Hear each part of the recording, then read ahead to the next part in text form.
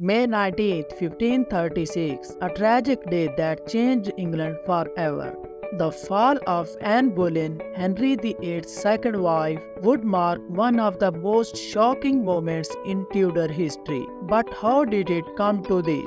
How did a queen, once beloved by a king, find herself facing the executioner's blade? In this video, we'll explore the final days of Anne Boleyn, the accusations that led to her downfall, and the tragic end that became a turning point in English history. To understand Anne's tragic end, we must have to remember her remarkable rise. The early years of Anne Boleyn were shrouded in mist of English ambition.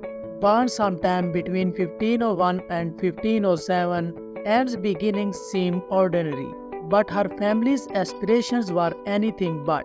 The Boleyns were rising star in Henry VIII's court. Her father, Thomas Boleyn, was a diplomat of significant ambition, his eyes always scanning the horizon for opportunity. Anne's future was to be carefully crafted, and her time spent in courts of Netherlands and France shaped her into a woman of elegance, wit, and sharp intelligence. Anne returned to England in 1522, a woman who had learned how to command attention without seeking it directly. She joined the court as a lady in waiting to Queen Catherine of Aragon, and it did not take long for her to catch the eye of Henry VIII. But Anne was different from her sister Mary, who had been one of the Henry's mistresses. She refused to follow that path. Aware of how quickly Henry tied off his conquest, her refusal ignited an obsession within the king. Henry, who had always gotten what he wanted, found himself chasing a woman who would not yield, and set her terms. If Henry wanted her, he would have to make her his queen. Henry was already desperate from an heir. His marriage to Catherine had produced only one living child, Princess Mary, and no male heir to carry on the Tudor line. Anne's promise of sons made Henry believe she was his destined partner. Thus began his long battle with the Catholic Church to annul his marriage to Catherine. It was a battle that would split England from Rome and change the course of history. In 1533, Henry and Anne secretly wed, and Anne was crowned queen in a magnificent ceremony. She had won, or so it seemed. The triumph of her coronation rang through England like a bell, tolling her arrival at the pinnacle of power. Yet, even then, there were murmurs, whispers that her reign would be fleeting, and the once adoring crowd soon grew quiet. She was pregnant at the time of her coronation, and expectations were sky high. The court, and indeed the entire nation, awaited the birth of a male heir, the key to Anne's security as queen. But when the child arrived in September of 1533, it was not the longed-for son but a daughter, Elizabeth. It was a blow. But Anne and Henry reassured themselves that more children would follow, and still had time, or so she thought. The pressure on Anne was relentless. Her inability to give Henry the son he so desperately craved began to weigh heavily on both of them. In 1534, she miscarried for the first time. The court buzzed with gossip. Behind the Anne's back, her enemies sharpened their knives. They whispered that God has cursed her for stealing another woman's husband, that she was a witch who had ensnared Henry with dark magic. Though Henry reassured her, Anne could sense the change. His once consuming passion for her was cooling, and a new name began to circulate, Jane Seymour. The tension in the court was palpable, and Anne, once so clever in her maneuvering, found herself trapped. She had risked everything for the throne, and now it was slipping through her fingers. She miscarried again in 1535, and then in January 1536, just after the death of Catherine of Aragon, and suffered a final miscarriage. This time, the child had been a boy. The loss was devastating. Henry's grief quickly turned to frustration, then to anger. There was no longer any reason to keep Anne. She had failed him. It was as if the walls of the palace themselves had turned against her. Anne could see Henry growing more distant from each passing day, and Jane Seymour, sweet and compliant, was always nearby waiting ready to replace her.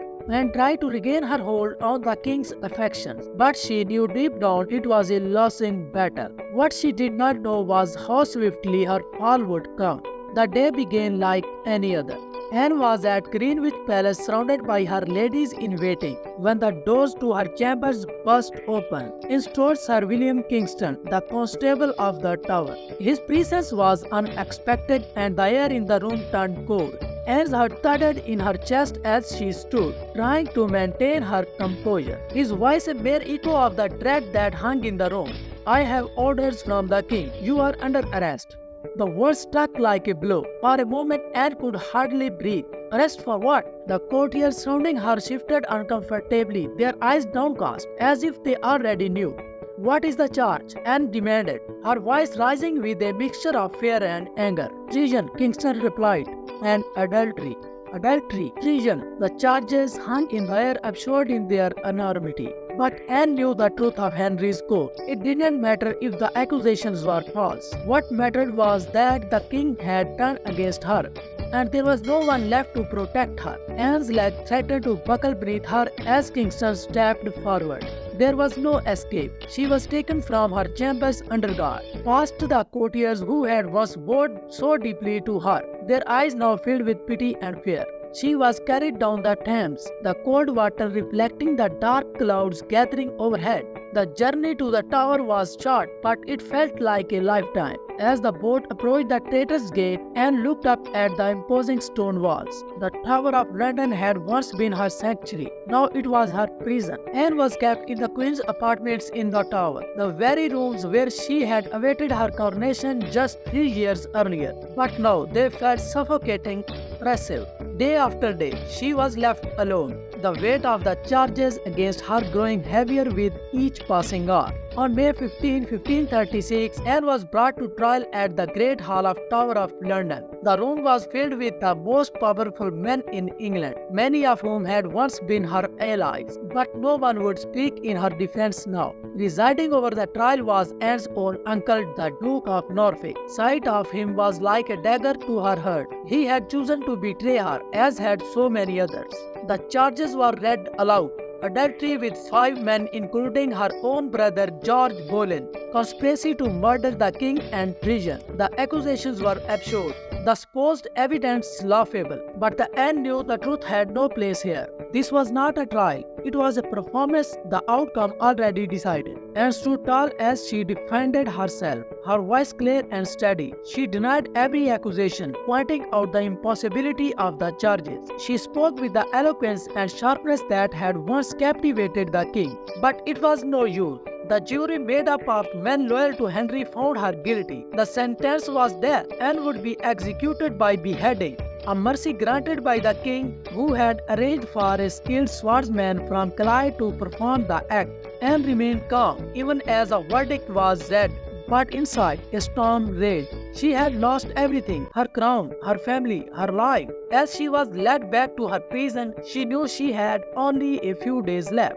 On the morning of 1536, Anne Boleyn awoke to the sound of distant birds and the soft murmurs of the city beyond the tower walls. She had slept little, but her mind was clear. Today she would die. And dressed in gown of dark grey damask, simple but elegant, she had chosen her attire carefully, knowing that every detail of this day would be remembered. She walked steadily to the scaffold, built within the tower's inner ground. Small crowd of courtiers, guards, and a handful of commoners had gathered to witness the event.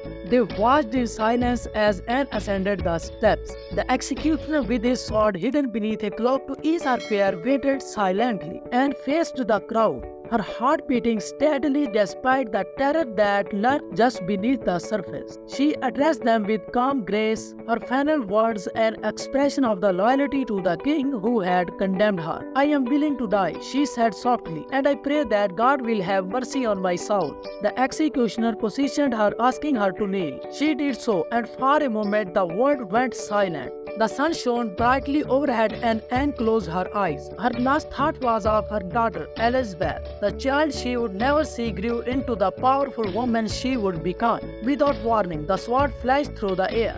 There was no scream, no sound, but the swift, sharp crack of steel meeting flesh.